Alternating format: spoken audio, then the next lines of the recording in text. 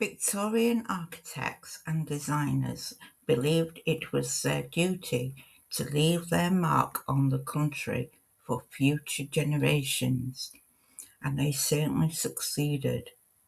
Many of the grandest, most ornate public buildings you can see in Britain today were built during the 19th century. They may have been building for the future, but Victorian architects were also fascinated by the past.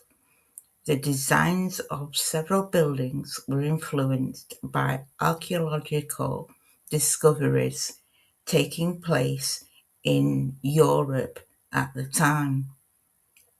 Buildings like the British Museum in London were built in a neo-classic style to look like the temples and arcades of ancient Greece and Rome. But Victorian architects were probably even more inspired by the religion and romance of the Middle Ages. Many Victorian buildings, such as St Pancras Station and the Houses of Parliament in London, or the town halls in Manchester and Birmingham, were designed to look like medieval cathedrals.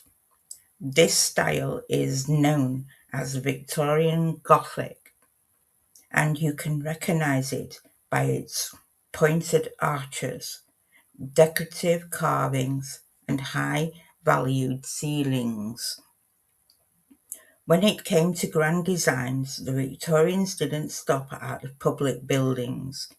Even very functional buildings, such as factories and sewage stations, were built on a monumental scale to reflect Britain's great industrial wealth and progress, and many ordinary houses were given some extraordinary features such as Gothic arches, decorative brickwork, and even gargoyles. London's St Pancras Hotel and St Pancras Station, built in 1868 to 74, were designed by Sir George Gilbert Scott. They had attention to detail. Victorian houses were often given decorative features. Many of them are still standing today, so it's easy to spot them.